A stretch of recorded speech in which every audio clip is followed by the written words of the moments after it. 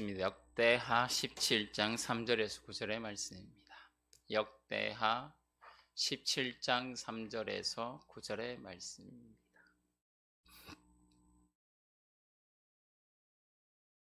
역대하 17장 3절에서 9절의 말씀입니다. 구약성경 676쪽에 있습니다. 네, 말씀 찾으셨으면 교독하시겠습니다. 여호와께서 여호사밧과 함께 하셨으니 이는 그가 그의 조상 다윗의 처음 길로 행하여 바알들에게 구할지 아니하고 오직 그의 하나님 아버지 하나님께 구하며 그의 계명을 행하고 이스라엘 행위를 따르지 아니하였음이라.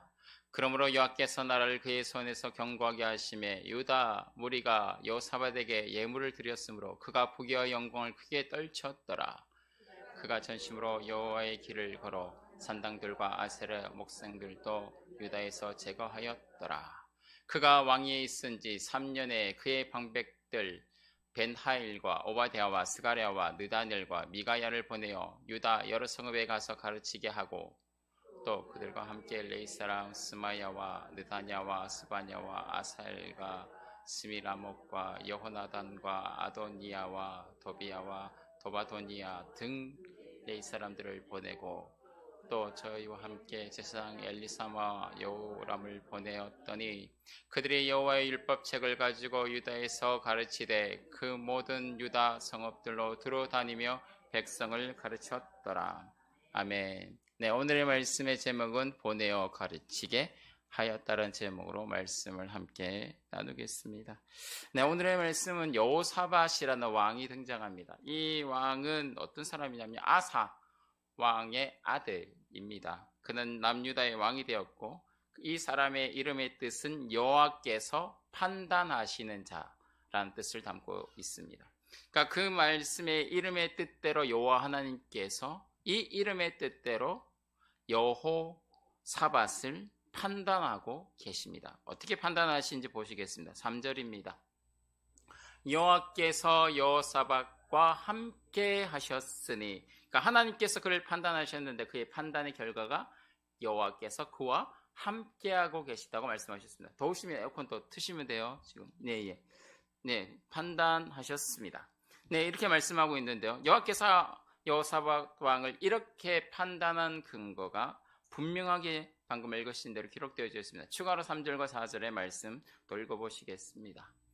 여호와께서 여호사밧과 함께 하셨으니 이는 그가 그의 조상 다윗의 처음 길로 행하여 바알들에게 구하지 아니하고 오직 그의 하나님 아버지의 하나님께 구하며 그의 계명을 행하고 이스라엘 행위를 따르지 아니하였음이라. 아멘. 여호사밧 왕은 하나님이 그의 이름대로 그를 판단하신 근거가 뭐라고 적혀져 있습니까? 첫 번째로 3절에 기록된 것처럼 그가 그의 조상 다윗의 처음의 길로 행하였다라고 말하고 있습니다. 이스라엘 역사에서 선한 왕의 기준은 누구입니까? 다윗입니다. 다윗은 이스라엘 역사에서 다윗을 말하고 있고 그리고 이스라엘 가운데 있었던 수없이 많은 선한 왕들 향하여서 다윗의 길로 행하였다라고 말하고 있습니다. 그런데 여기서 다윗의 어떤 길을 따랐다고 말하고 있습니까? 그냥 다윗의 길이 아닌 처음의 길로 행했다고 말하고 있습니다. 다윗이 살아온 길이 하나님께서 기뻐하시는 길이었지만 그러나 다윗에게는 두 가지 길이 있습니다. 첫 번째, 처음의 길이 있고 나중의 길이 있습니다. 처음의 길과 나중의 길에 기준점이 있는데 그 기준점이 뭐냐면 밧세바 사건입니다.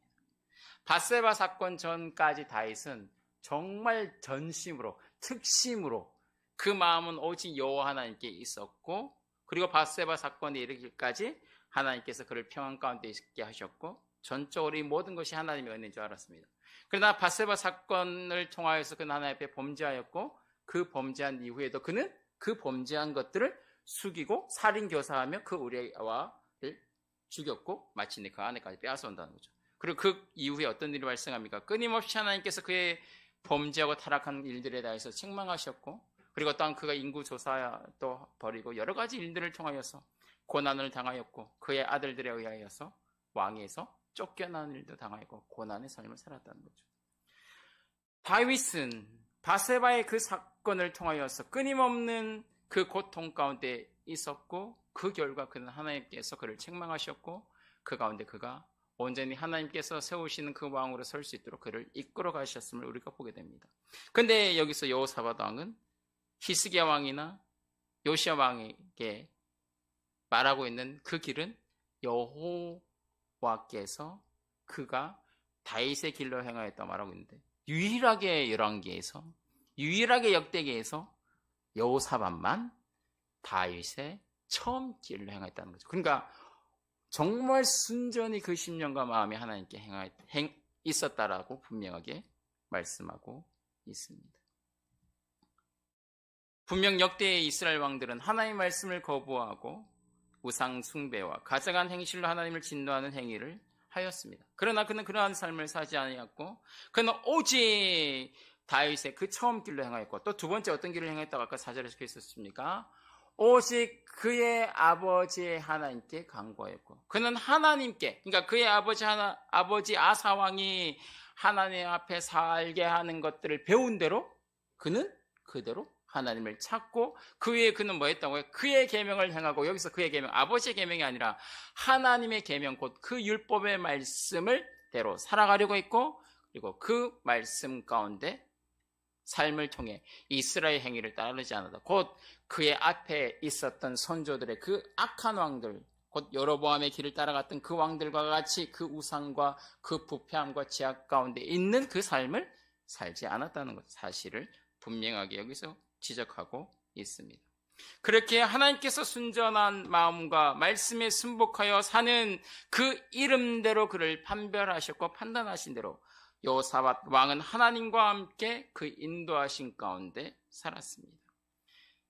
그러므로 우리가 여기서 종합하여 본다면 여호사밧 왕은 첫째로 하나님께만 그 마음을 두고 간구하는 왕이었고, 둘째로 하나님의 말씀대로 행하여 사는 삶으로 그의 인생을 요약할 수 있습니다. 여호사밧 왕이 이러한 기준에 부합하는 행동을 어떻게 합니까? 그는 대내적으로 대외적으로 두 가지를 실시하게 됩니다. 대외적, 곧 겉으로 어떤 일들을 하게 되냐면, 먼저 대외적인 정책을 살펴보면 주변 민족과 나라들로부터 이스라엘을 방비하는데 힘을 다하였습니다.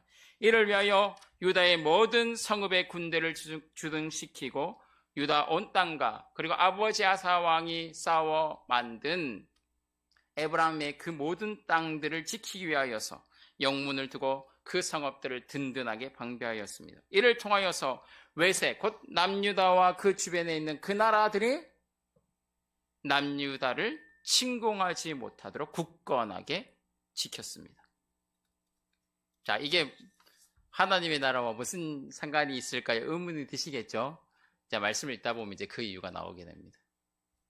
이렇게 대외적으로 든든한 방벽을 만든 이후에 곧장 여호사밧 왕은 남유다를 개혁하는 데 나서게 됩니다. 자, 뭐라고요?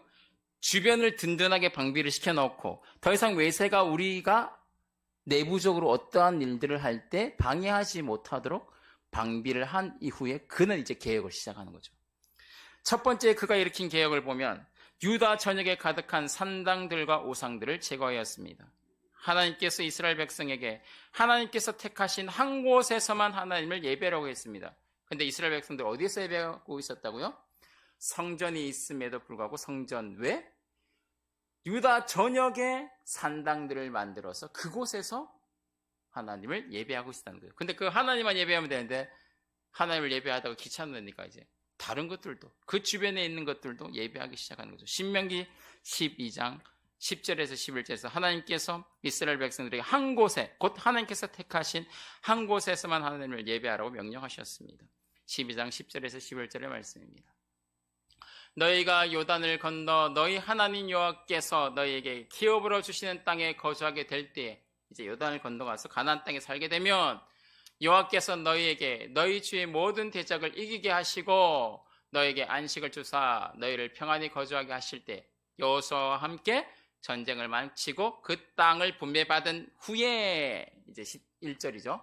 너희는 너희 하나님 여호와께서 자기 이름을 두시려고 택하실 그것으로 내가 명령한 것을 모두 가지고 갈지니 곧 너희 번제와 너희 희생과 너희 십일조와 너희 손의 거제와 너희가 여호와께 선하는 모든 아름다운 선물 가지고 가고. 거기가 어디입니까? 바로 여호와의 성막이죠. 그 외에 다른 것들을 지으라고 말씀하지 않았습니다. 하나님이 정하신 하나님의 성막에 가서 그들이 하나님을 예배하게 하셨고, 그리고 솔로몬 이후에 백성들은 어디에 가서 하나님을 예배했습니까? 성전에 가서 하나님을 예배하라고 말씀하셨다는 거죠. 하나님이 택하신 그곳이 바로 성막이었고 성전이었습니다. 그러므로 백성들은 모세를 통해 그리고 여호수아를 통해 말씀하신 하나님의 그 말씀대로 그들은 성막에서 성전에서 하나님을 예배해야 합니다. 그러나 백성들은 자신들의 그 편의를 따라, 왜 그렇습니까? 성막이 있는 곳이 백성들이 살기에 너무 먼 거죠. 부산에서 서울까지 와서 예배를 드리려니까 너무 힘든 거예요. 아침 일찍 일어나가지고 씻고 버스를 타고 KTX를 타고 왔는데 와서 보니까 벌써 점심 먹을 시간이에요. 처음에 올 때 경건한 마음으로 오는데 오다가 우리 아들, 딸 데리고 오다가 싸우고 울고불고 하고 하다가 와서 예배 드리러 왔는데 이미 마음은 죽겠는 거야. 야, 이래가지고 그냥 예배 드릴까 그냥 집에 돌아가자. 이렇게 되는 거죠. 그러니까 그들의 마음 가운데 어떻습니까? 그냥 오다가 부산, 오다가 대전, 이맘중에 성전이 있었으면 좋겠다. 그러면 그냥 조금만 와도 되는데 굳이 멀리까지 와야 되나? 그 마음이 든다는 거죠. 그러니까 그 주변에 성전을 본따, 성막을 본따서 하나씩 만들기 시작하는 거죠. 그냥 땅에 만들면 사람들한테 욕먹으니까 어디다 짓습니까? 영험하고 신령한 높은 산, 언덕에다 짓기 시작하는 거죠. 그리고 그 가까이 가면 하늘과 가까우니까 하나님이 자신들에게 구부 보시며 은혜 주실 거라고 생각하고 거기서 제단을 쌓고, 그리고 그 쌓고 왔던 그 모든 재물들과 그 헌물들을 그 산당에 만든 제단 위에 불태워서 함께 드리는 거죠. 그러면 그 신앙과 믿음이 온전히 세워지겠습니까? 아니라는 거죠. 성전에 와서 그 하나님 앞에 예배하라는 이유는 무엇입니까? 거기에 누가 있습니까? 네, 하나님이 계시고, 그리고 그들에게 말씀을 가르칠 제사장과 레위인들이 있다는 거죠. 그들에게 제사를 드릴 뿐만 아니라 또한 그들을 통하여서 받게 될 하나님의 말씀들이 있는데 그들을 받지 않고 자신들이 스스로 제사장이 되어서 그 제사를 드릴 때에 그들이 드리는 그 제사가 옳은지, 그들의 행위가 하나님이 받으실지에 대한 분간과 구분을 할 수 있는 것들이 사라져버린다는 거죠. 그리고 그들은 어떤 방식으로 예배하겠습니까? 주변의 하나님을 믿지 않는 그 우상들이 드리는 방식으로, 그리고 그들이 하는 그 말을 쫓아 그대로 행동하게 된다는 사실입니다. 그리고 마침내 처음에는 그것들이 거부감이 들었지만 시간이 흘러가면서 그것들은 거부감이 아니고 익숙함이 되고 마침내 그 산당에서 하나님을 예배하던 그곳이 다음날 가보니까 거기에 내가 예배 드리려고 산당에 올라가는데 이미 거기서 누가 제사를 드리고 있는 거죠. 누가 드리고 있습니까? 네, 이스라엘 사람이 아니고 다른 나라 사람이 와서 드리고 있는 거예요. 그러면 그 사람하고 실랑이를 벌이는 거죠. 나 여기 하나님의 예배 드리려고 제단을 쌓는데 누가 어떻게 와가지고 이방 사람들이 와서 여기다가 했냐고 싸우기 있는 일들이 발생하게 되는 거죠. 그리고 어느 순간에 허용이 되고 익숙함이 되고 같이 그 신들을 섬기게 되는 역사들이 일어나게 된다는 사실입니다. 분명 이러한 사태를 잘 알고 있는 여호사밧 왕은 개혁을 통하여서 이 모든 것들을 제거하는 일에 힘썼습니다. 그러나 백성의 마음은 오랫동안 우상에 길들여져 있었고 그 심령과 마음이 완악하여서 여호사밧 왕이 일으킨 개혁을 받아들이지 않고 그들은 여전히 고집했다는 거죠. 다 없애고 박살냈는데 어느 순간 가니까 다시 세워져 있는 거죠. 아쉬운 거죠. 다시 서울까지 예배 드리러 가려니까 힘든 거야. 싸워야 되고. 그러니까 다시 그냥 중간에 세우게 되는 거죠. 왕이 금하였고 하나님의 말씀에 금해져 있음에도 또 하게 된다는 거죠. 습관과 같이 해오던 것들이 안 없어진다는 사실. 이러한 백성의 완고한 마음을 향해 하나님께서는 뭐라고 말씀하십니까? 오기 곧은 백성이라고 말씀하고 있다는 거죠. 하나님께 말씀이 선포되고 선언되었음에도 그 말씀을 듣지 않고 자신이 원하는 대로 행동하는 그 모습을 말씀하고 있습니다. 신명기 9장 6절에서 7절의 말씀입니다. 같이 읽으시겠습니다. 그러므로 내가 알 것은 내 하나님 여호와께서 내게 이 아름다운 땅을 기업으로 주신 것이 내 공의로 말미암이 아니라 너는 목이 곧은 백성이니라. 너는 광야에서 내 하나님 여호와를 경노하게 하던 일을 잊지 말고 기억하라. 내가 애굽 땅에서 나오던 날부터 이곳에 이르기까지 늘 여호와를 거역하였으되. 아멘. 백성들이 그 성막 가운데 계신 그 하나님, 모세와 함께 오는 그 일정 40년의 세월 동안 백성들을 어떻게 했다고요? 하나님의 말씀이 함께 하시고 그들에게 선언됨에도 끊임없이 그들은 목이 곧은 백성으로서 그 말씀을 거부하고 따르지 않았다는 사실입니다. 그리고 이제 하나님이 성막 가운데 계신 그 하나님이 한 곳에서 예배하라고 말씀하셨을 때 그들이 그 말씀을 듣습니까? 안 듣는다는 거죠.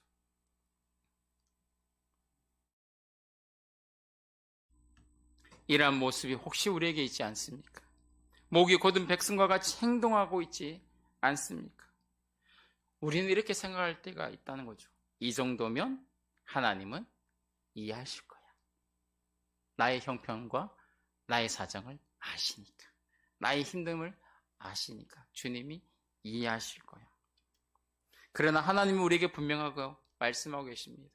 주님은 우리를 이해하십니다. 그리고 우리를 위로하십니다. 근데 주님은 그 뒤에 항상 하시는 말씀이 있죠. 뭐라고 말씀하십니까?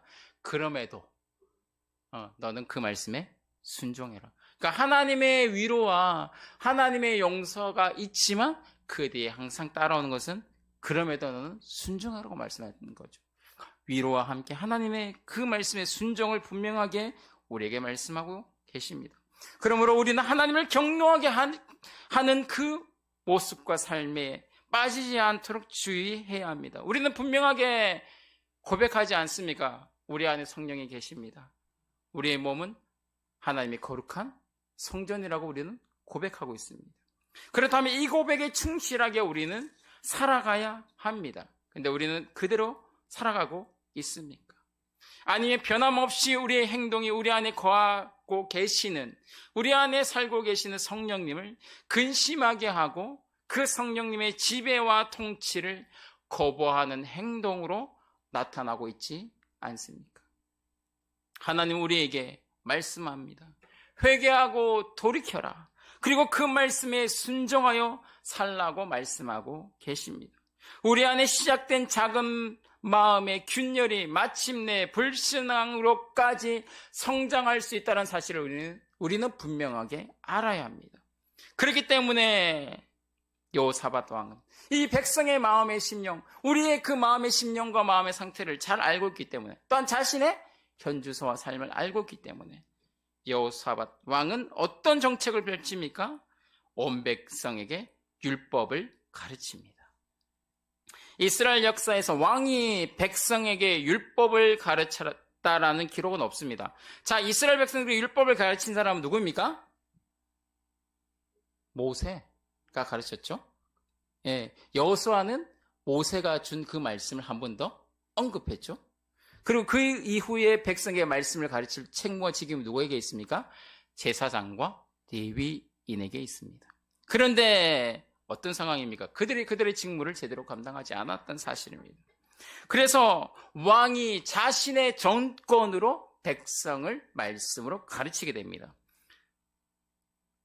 오직 여호사밧 왕이 백성에게 말씀을 가르쳤습니다. 첫째로 여호사밧 왕은 인간의 심리를 꿰뚫어 본 사람입니다. 사람은 부패한 마음으로 가득하여 하나님의 말씀에 순종하여 살기를 거부하고 죄악에 물들여서 그대로 살아가려고 합니다. 우리는 어떻습니까? 그것이 분명하게 죄악의 삶이요, 회개하여 돌이켰는데 시간이 흐르면 어떻게 되겠습니까? 다시 그 자리로 돌아가는 습성을 가지고 있다는 사실입니다. 가만히 놔두면 원래 상태로 돌아가는 죄악의 습성, 그 마음이 우리 안에 있다는 사실입니다. 그렇기 때문에 이 말씀을 통하여서 그들이 그 원상태에 그 자리로 돌아가지 않도록 그들을 계몽하고 그들을 깨우기 하여서 여호사밧 왕은 백성에게 말씀을 가르쳤습니다.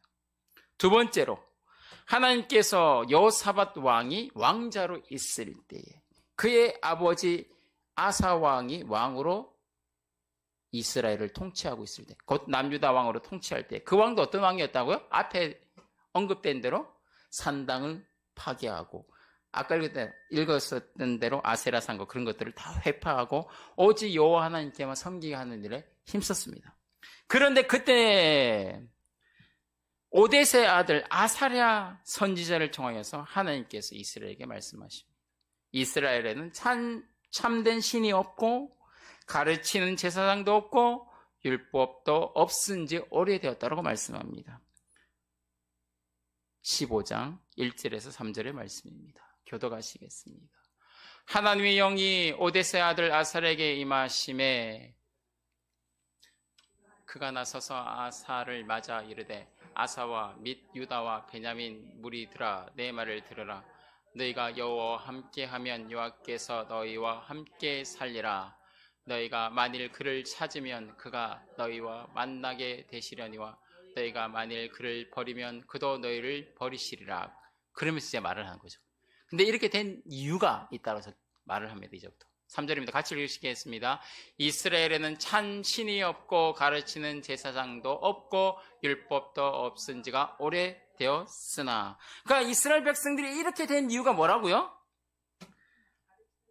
가르치는 자가 없다는 거죠. 그러니까 가르치는 자가 없으니까 하나님이 참신인지도 알지도 못하고, 가르치는 자가 없으니까 그들이 죄악 가운데 살아도 책망하지 않으니까 그대로 그냥 살아가게 만든다는 거죠. 그렇기 때문에 그들에게 뭐가 필요하다고요? 말씀에 대한 교육이 필요하다고 하나님께서 여호사밧 왕이 왕자일 때에 말씀하셨다는 거죠. 그러니까 여호사밧 왕은 그 말을 기억하고 있었던 거죠.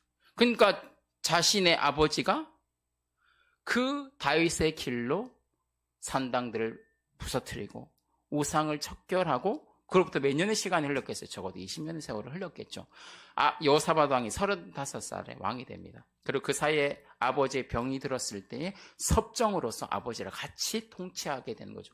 그런데 그 세월이 흘러갔고, 그럼에도 자신이 왕이 된 그 15년에서 25년 세월이 흘렀는데 왕이 딱 되자마자 남유다 전역에 뭐가 있었다고요? 산당이 있었다는 거죠. 그러니까 아버지가 파괴시켰던 그 산당들이 20년 동안에 고스란히 다시 복구가 됐다는 거죠. 그러니까 그것을 보면서 여호사밧 왕이 된 이후에 깨달은 거죠. 그 오뎃의 아들 아사랴를 통해 하신 그 말씀이 떠올랐던 거죠. 여호와의 율법의 말씀이 없어서, 그 말씀을 가르치는 자가 없어서 이렇게 됐다는 사실을 그가 통절하게 깨달았던 사실입니다.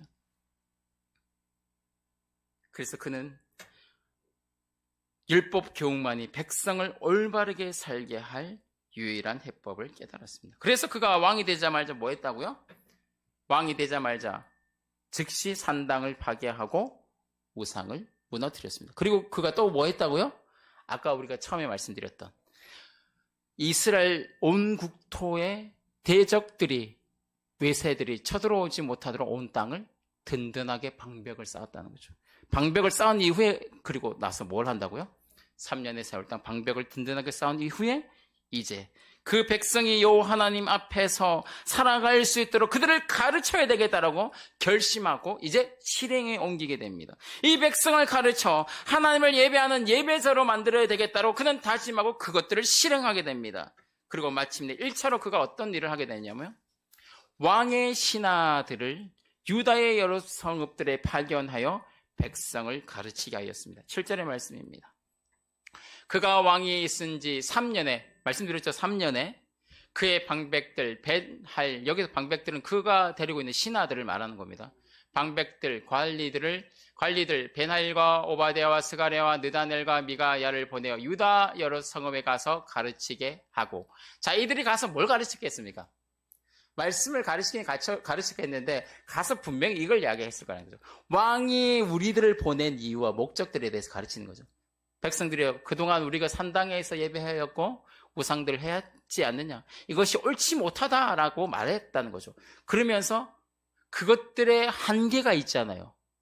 그 한계를 메우기 위해서 그 다음에 누가 갑니까? 2차로 레위인들이 갑니다. 네, 8절의 말씀입니다.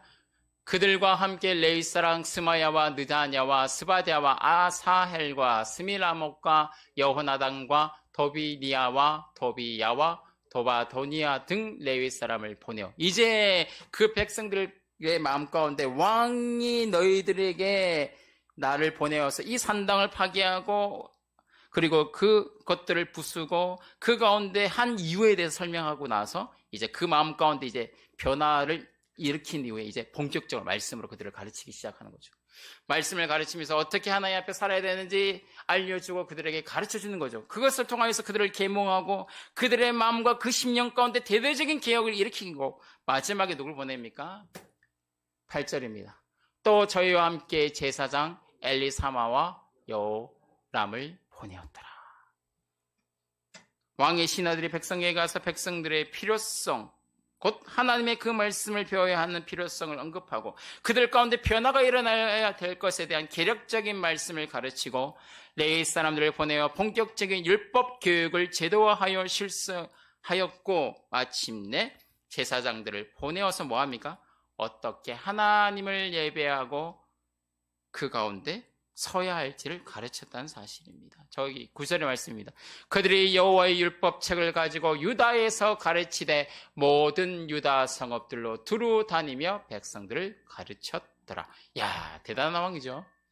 그러니까 나라를 든든하게 방비해 놓고 외세가 침입하게 못해 놓고 백성들이 도망가지 못하게 해 놓고 뭐 했다고요? 야, 앉혀 놓고 정신 차릴 때까지 그리고 그 말씀이 머리에 박힐 때까지 세뇌 교육을 시키는 거죠. 말씀으로 세뇌 교육. 대단한 왕입니다. 이런 왕이 있었다고요? 없어서 이스라엘 역사에 없었다는 거죠. 대단한 왕입니다. 이러한 역사가 백성들을 교육하였고 반역을 일으켰습니다. 그리고 시대를 흘려서 이걸 그대로 따라하는 사람이 있습니다. 누구냐면 이스라엘 백성들이 포로 잡혀갔다가 돌아왔을 때에 느헤미야 총독과 에스라가 이 정책을 그대로 따라갑니다. 말씀이 좀 깁니다. 교독에서 쭉 읽으시겠습니다. 느헤미야 8장 1절에서 8절의 말씀입니다. 교독하시겠습니다. 이스라엘 자손이 교독이요. 길어요. 8절까지입니다. 제가 먼저 읽을게요. 8절입니다. 이스라엘 자손이 자기들의 성읍에 거주하였더니 일곱째 달에 이르러 모든 백성이 일제히 수문 앞 광장에 모여 대속제일 7월 달입니다. 학사 에스라에게 여호와께서 이스라엘에게 명령하신 모세 율법을 가져오기를 청하매 일곱째 달 초하루에 제사장 에스라가 율법책을 가지고 회중 앞 곧 낳은 자와 여자와 알아들을 만한 모든 사람 앞에 이르러 수문 앞 광장에서 새벽부터 종업까지 남자나 여자나 알아들을 만한 모든 사람 앞에 읽음에 언제부터요? 새벽부터 점심밥 먹을 때까지. 대단합니다. 자, 3절 무백성이 그 말씀에 귀를 기울였는데 4절입니다. 그때 학사 에스라가 특별히 지은 나무 강단에 서고 그의 곁 오른편에 선자는 마띠야와 스마야와 아냐와와 우리야와 헬기야와 마세야가 서요. 읽었는데 그 다음에 뭐 했다고? 본격적으로 가르치려고 뭘 준비했다고요? 강단을 만들었다는 거죠. 강단에 서가지고 이제 본격적으로 가르치는 거죠. 그의 왼편의 선자는 부다냐와 미사엘과 말기야와 하숨과 하스바다와 스가랴와 무슬람이라. 에스라가 모든 백성 위에 서서 그들 목적에서 책을 펼 때 모든 백성이 일어서니라. 이제 서서 말씀을 받는 거죠. 6절입니다. 에스라가 위대하신 하나님 여호와를 송축하며 모든 백성이 손을 들고 아멘 아멘 하고 응답하고 몸을 굽혀 얼굴을 땅에 대고 여호와께 경배하니라. 말씀을 이렇게 받았다는 거죠. 7절입니다. 예수아와 바니와 세레, 이 사람이 누구냐면 레위 사람입니다. 이제 여호사밧 왕이 했던 대로 이제 하는 겁니다. 여호수아와 바니아와 세레바와 야민과 악굽과 사부대와 호디아와 마아세와 그리다와 아사랴와 요사바와 하난과 블라자와 레이 사람들은 뭐 했다고요? 백성의 제자리에 서서 에스라가 가르치는 말씀을 듣고 있을 때 그 율법을 깨닫게 된 거예요. 옆에 찾아가지고 물어보는 거죠. 야, 너 지금 에스라가 하는 말 이해하겠니? 물어보는 거죠. 물어보면서 백성들 앞에 가서 일일이 가르치면서 깨닫게 하는 거죠. 그러니까 수업 말씀을 앞에서 강단에서 설교하고 끝나고 나서 모여갖고 성경 공부하는 거죠. 머리에 박히도록 가르치고 또 가르치는 거죠. 8절입니다. 하나님의 율법책을 낭독하고 그 뜻을 해석하여 백성에게 낭독하는 것을 다 깨닫게 했다. 다 깨닫게 했다는 거죠. 그러니까 집요하게, 열심히 레위인들이 그리고 에스라가 가르쳤다는 사실입니다. 이렇게 하나님의 말씀을 가르치는 일을 했다는 거죠. 그를 통해서 이스라엘 백성들이 그 포로 잡혀갔다 돌아온 그들을 제대로 교육하고 양육하여서 하나님의 백성으로 세우는 일을 하였다는 사실입니다. 그리고 그 말씀을 들은 백성들이 9절에서 깨닫고 통곡하고 울었다라고 말씀하고 있습니다. 우리가 기도와 찬양을 통하여서 마음이 뜨거워지고 그 결과 또한 그 말씀을 듣고 예배 가운데 주신 그 설교의 말씀으로 우리가 가슴과 마음이 뜨거워져서 하나님의 말씀으로 살겠다고 다짐할 수 있습니다. 그러나 그 다짐한 말씀은 오래 가지 못합니다. 우리 이미 알고 있잖아요. 부흥에서 3박 4일 동안 밤새 말씀 듣고 은혜 받았는데 집에 돌아가서 3초 만에 끝납니다.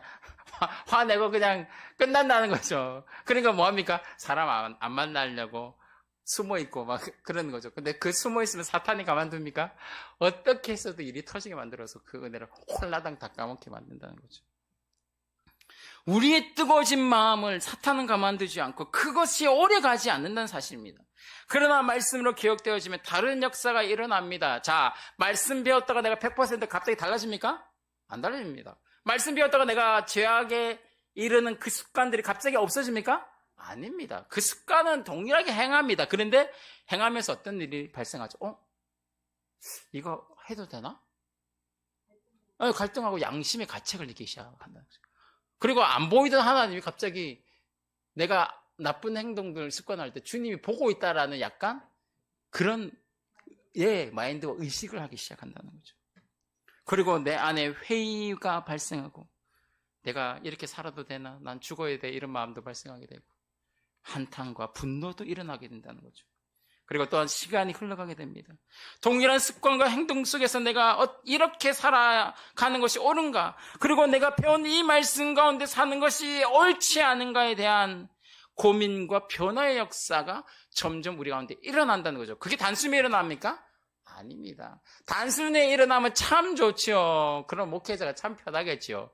그러나 우리는 이 교회에 들어가서 죽을 때까지 배워도 끝이 없습니다. 그렇기 때문에 목회자가 있는 거죠. 그 말씀이 기초가 되어 삶의 방향성이 생기고 습관과 행동에 대한 판결과 정하는 의지가 생기기 시작합니다. 그리고 마침내 제약된 습관과 행동이 벌어지는 그 행동을 통해서 벗어나고자 하는 마음과 열망이 생기게 되고 마침내 그 행동이 일어나게 된 요소들을 버리고 정화하게 되며 나아가야 할 바들을 고민하고 또한 살아가게 된다는 사실입니다. 그렇기 때문에 이것이 바로 하나님의 말씀에 가지고 있는 능력입니다. 우리가 잘 아는 말씀입니다. 디모데후서 3장 14절에서 17절의 말씀입니다. 그러나 너는 배우고 확신한 일에 거하라. 너는 내가 누구에게서 배운 것을 알며 또 어려서부터 성경을 알았나니 성경은 능히 너로 하여금 그리스도 예수 안에 있는 믿음으로 말미암아 구원에 이르는 지혜가 있게 하느니라. 모든 성경은 하나님의 감동으로 된 것으로 교훈과 책망과 바르게 함과 의로 교육하기에 유익하니 이는 하나님의 사람으로 온전하게 하며 모든 선한 일을 행할 능력을 갖추게 하려 함이라. 그렇기 때문에 우리는 뭐 해야 된다고요? 말씀을 배우고 아는 일을 위하여 평생을 힘써야 한다는 사실입니다. 한 번 하고 어린아이 때만 하는 것이 아니라 죽을 때까지 해야 한다는 사실입니다. 사도들이 복음을 선포하고 전하고 교회를 세우고 거기서 끝났습니까? 아니라는 거죠. 그들의 신앙과 믿음 가운데 제대로 살아가고 있는지를 점검하기 위해서 사람을 보내어서 듣고 오고 들은 사실을 기초하여서 편지를 써가지고 그들에게 경고하고 가르치는 말을 통하여서 그리고 다시 또 찾아가서 그 교회들이 무너지지 않게 했다는 사실입니다. 그리고 예수님은 제자들과 함께 다니시는 그 공생의 시간 동안 온 무리들에게 말씀을 가르치셨습니다. 그 자리에서 제자들은 들었습니다. 근데 거기서 끝났습니까? 아닙니다. 그 모든 무리들을 보낸 이후에 예수님은 그들에게 따로 불러 다시 좀 전에 전했던 그 말씀의 비유들과 그 뜻들을 다시 해석하여 가르치셨습니다. 그리고 그 말씀을 적용할 수 있도록 그들을 이끄시고 가르쳤다는 사실입니다. 그렇기 때문에 그들이 예수님을 부인하고 버렸지만 그러나 성령이 오셔서 그들 가운데 임재하셨을 때 그들이 비로소 예수님께서 그들에게 비유하여 말씀하셨던 그 모든 말씀들을 깨달아 밝히 알게 하심을 통해 그 말씀이 생명과 역사를 일으켜 그들이 교육과 양육을 받은 그 말씀이 역사를 일으키게 하셨음을 고백하게 됩니다. 여호사밧 왕은 이러한 역사들을 통하여서 백성을 가르쳤습니다. 그렇기 때문에 우리가 오늘도 교회에서 목사님을 통해서 배우실 때 지겨울 수 있습니다. 배웠던 거 또 배우고 또 배웁니다. 그리고 또 들었던 말씀 또 듣습니다. 그런데 우리가 들어야 되는 이유가 무엇입니까? 들어도 우리가 안 달라지니까. 예, 조금 나쁜 말입니다. 요 모양 요 꼴이라서. 그래서 우리가 배워야 한다는 거죠. 저도 목회자라고 안 배워도 되냐고요? 아닙니다. 저도 배워야 한다는 거죠. 모든 목회자도 배워야 한다는 사실입니다. 죽는 그날까지 주의 말씀을 통해 양육과 교육을 통하여서 예수 그리스도 안에서 우리가 세워져 가야 한다는 거죠. 우리는 결코 작은 예수가 될 수 없습니다. 되라고 말한다면 그건 거짓말입니다. 그렇기 때문에 우리는 성화의 과정을 통해서 끊임없이 주의 말씀을 통해 양육과 변화의 삶을 살아감을 통해 주님이 기뻐하시는 주의 성숙한 신앙인으로 우리가 세워져 가고 자라가며 살아가야 하겠습니다. 기도하시겠습니다. 살아계신 주님 감사를 드립니다. 오늘도 주님의 교회 안에서 주의 말씀을 배우고 알게 하시고 또한 그 말씀에 기초하여 주를 예배하며 찬송하며 기도하게 하시고 또한 그 말씀에 기초하여 세상에 살아가며 그 말씀을 적용하고 의문점과 고민과 선택과 결정을 하며 또한 때로는 실패와 좌절을 통해 주님 앞에 나오게 하시는 은혜에 감사와 찬송을 드립니다. 우리가 주의 말씀을 배우고 아는 일에 게을리지 하지 않게 하시고 그 말씀의 유익을 소중하게 값지게 여겨 배우고 아는 일에 힘쓰게 하여 주옵소서. 감사하고 예수님의 이름으로 기도드립니다.